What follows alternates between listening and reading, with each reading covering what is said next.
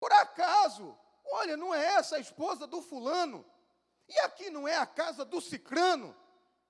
O que ela está entrando para fazer nessa casa, nesse lugar, a essa hora? É difícil acreditar que tudo isso tenha acontecido assim. É um fato aleatório. Aconteceu. Vamos imaginar, então, que essa mulher se prolonga no seu erro. Que ela planeja o seu erro. Vamos imaginar, porque o texto diz que ela foi pega em ato de adultério, mas o texto não apresenta o homem adúltero, só a mulher. Adultério não se comete sozinho. Por mais que Jesus tenha dito que se com seus olhos você olhar e cobiçar, você já adulterou com ela, o ato de adultério não se consuma aí. Então tinha um outro personagem. Então vamos imaginar que esse cidadão fosse conhecido do sinédrio, fosse conhecido pelos fariseus, pelos escribas. E eles sabiam da situação. Mas eles deixam acontecer. Deixa acontecer. Deixa ir. Deixa rolar. Porque uma hora isso vai ser útil para nós. Já no capítulo 7, eles já começam a maquinar em como parar esse Jesus. No capítulo 8, eles põem em prática o plano. E agora é a hora de se servir daquela mulher. Se ela se prolonga no seu erro, eles se prolongam no ato de planejar, de articular, de sondar aquela mulher, de conhecer os seus passos, até que fosse interessante executar o plano. É hoje. Ele está orando, não está na cidade, o campo está livre, é hora de pôr em prática o plano.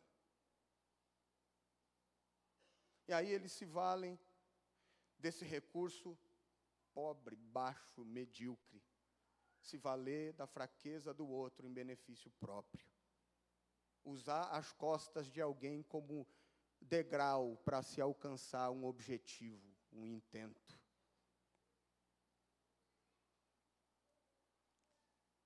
Então, de repente, o ensino de Jesus é interrompido. Jesus está ensinando e, de repente, sem que peçam licença. Mestre, mestre, mestre! Para o que o senhor está fazendo aí. Porque nós estamos trazendo uma situação urgente para o senhor.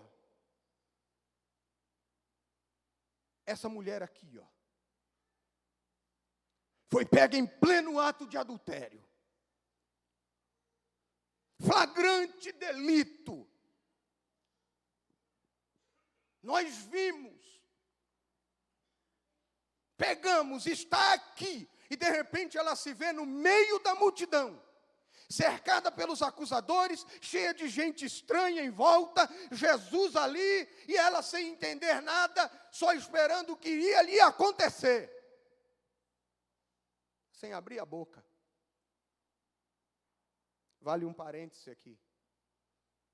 Tem certas ocasiões na vida da gente que o melhor mesmo é ficar quieto, é ficar calado. Deixa que Jesus fala por nós. Deixa que Jesus fala por ti, querido. Deixa que Jesus se pronuncie. Jesus interrompe, ouve a acusação, e quem ouvia Jesus fica curioso. O que ele vai dizer? Qual vai ser a atitude dele? Porque o propósito desses homens não tinha nada a ver com o zelo pela lei. Não tinha nada a ver com o zelo pela palavra, pelos bons costumes. Não. Não tinha nada a ver com isso. O texto deixa bem claro qual era o propósito desses homens. E é muito fácil a linha que divide essa religiosidade, ela é muito estreita.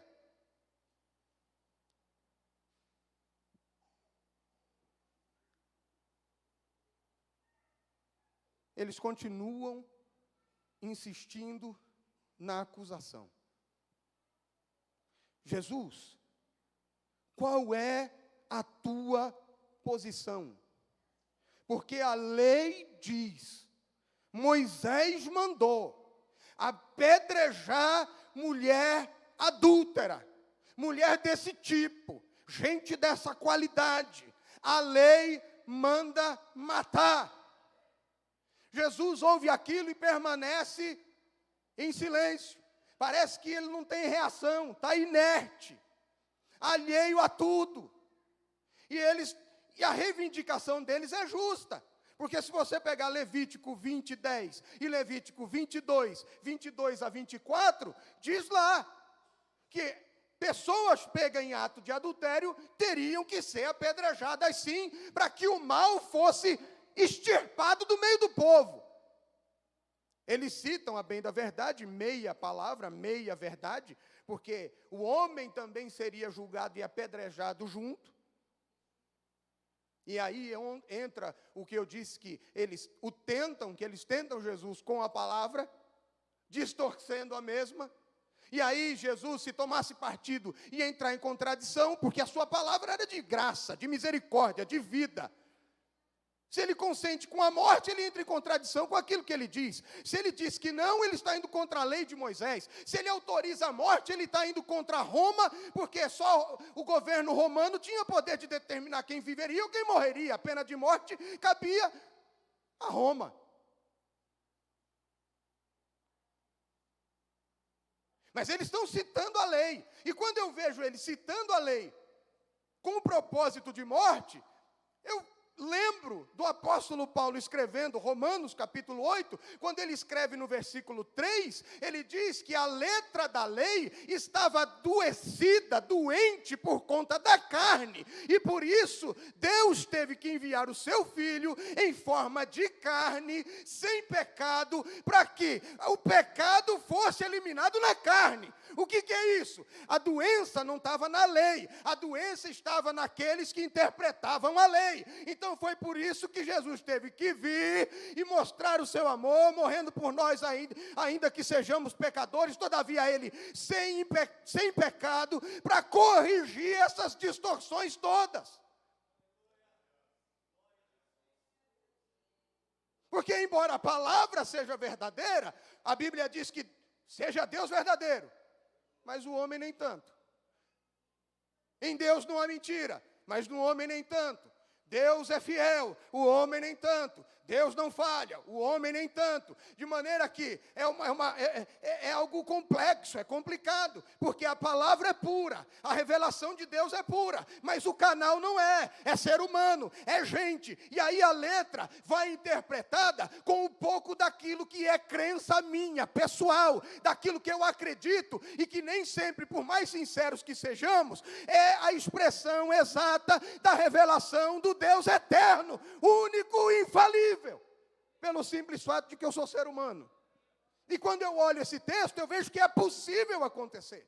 Porque esses homens aqui eram homens de respeito, porque eram especialistas, eles eram conhecedores da palavra. Escriba eram os homens que copiavam o texto da Torá exatamente como ele era, sem nem acrescentar e nem subtrair, nem vírgula, nem tio, nada. Era a exata expressão. Eles conheciam todos os caminhos, eles conheciam todas as palavras, eles conheciam todos os pontos, eles conheciam todas as vírgulas, mas eles se serviram do texto para atender a sua demanda, segundo o seu preconceito, segundo a sua maneira de ver, segundo o seu modo de pensar, com o propósito que eles tinham no coração. E não se atemorize e nem se espante quando você ouve de alguém que usa o texto para manipular o povo. E eu vou parafrasear um pregador quando ele diz: o povo é manipulável, todavia eu não tenho direito de manipular, e muito menos as escrituras. Mas é possível que isso aconteça.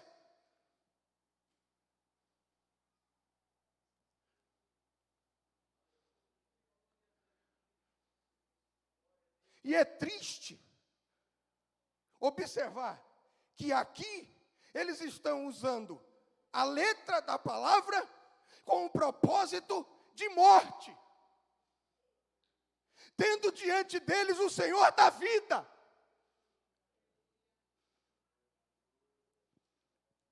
E é triste quando eu vejo e observo que em nome da palavra, pelo zelo, entre aspas, da palavra, algumas pessoas são feridas com a mesma palavra, porque não se encaixa no padrão daquilo que eu acredito que seja.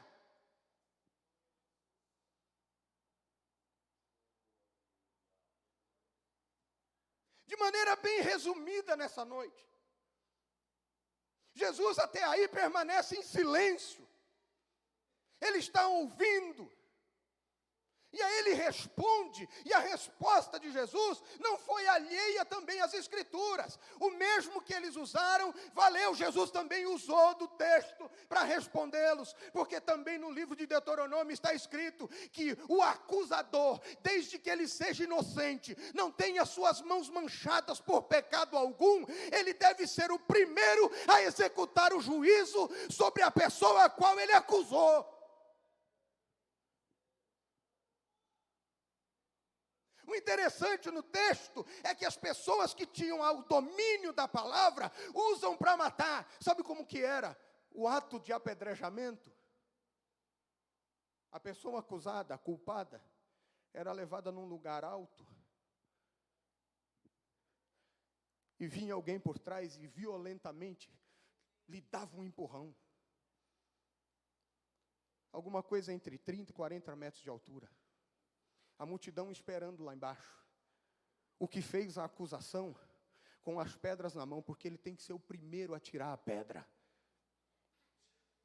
Violentamente essa pessoa é empurrada, jogada, se estatela lá embaixo, se arrebenta lá embaixo. E logo em seguida vem pedra, até cobrir a pessoa, de maneira que ela ficasse como que sepultada, coberta de pedra.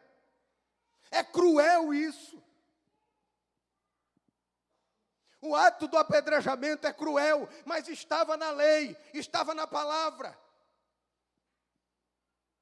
Agora eu penso e faço uma pergunta, e por favor não me responda, pense. Embora o ato do apedrejamento estivesse nas Escrituras, e o Jesus que veio para salvar estivesse ali, ele foi, ele fez, ele se dispôs e ele fez de fato isso que eu vou dizer agora. Ele contrariou a letra da lei.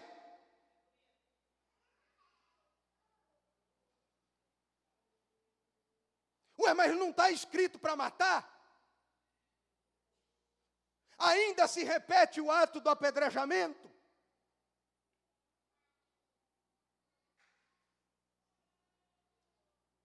Aquele que entre vocês não tiver pecado, atira a primeira pedra. Vocês querem morte? Vocês querem sangue? Vocês querem destruição? Para me alcançar, para me atingir, vocês estão dispostos a matar alguém? Então, se você não tiver nenhum tipo de acusação sobre a tua vida, então você atira a primeira pedra. Executa você o juízo. Não se esconde mais atrás de alguma coisa, de algum subterfúgio. Mostra a cara, se revela.